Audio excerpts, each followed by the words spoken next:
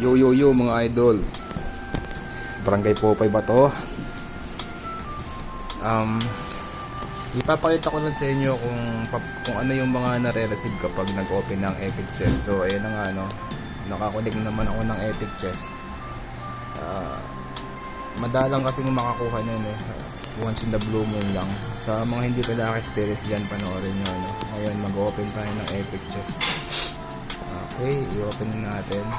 Sa pag-open yan, meron ka daw makukuhang 36 na common, 26 na rare, epic 10, legendary 6, mythic is isa, and itong isa question mark.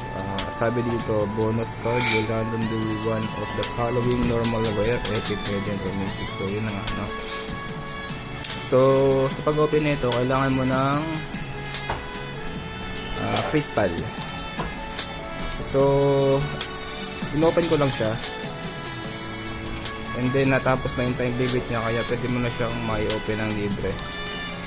So bago ko buksan, shoutout nga pala kay Kuya Jeblo. Kuya Jeblo, thank you nga pala sa pag-subscribe sa channel ko, and maraming salamat. Since 2021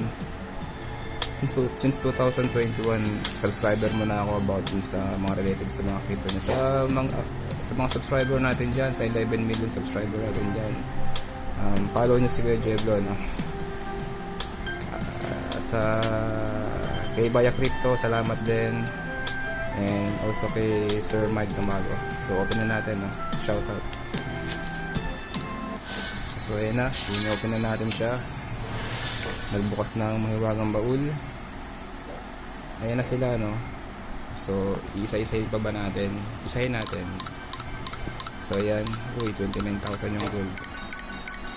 So isang mabilitan lang, no? Etong mga option na to is mahalaga. Scorpion goods. Mahalaga to dahil kung nagpapalakas ka ng mga off-chain, i-mix up mo dun sa mga ragmons mo. Ang laking tulong to. So yun na, naka-receive tayo ng Bugs Bunny, Butterfree, Poring, Unggoy, Hilangaw, si Chipmunks. Ang mahalaga dito sa akin ngayon is yung Scorpion King, kasi yan ang pinapalakas ko, tsaka yung gold na nakuha natin, no? Lahat naman is mahalaga. Itong si Ant, si Chimera Ant, kailangan yan. So yun lang naman, pinakita ko lang sa inyo. Current rank ko is 454. Hindi pa ako nakakapag-grind, busy pa. Mamaya mag-grind ako. Yun lang, maraming salamat. Barangay Popeye ba to?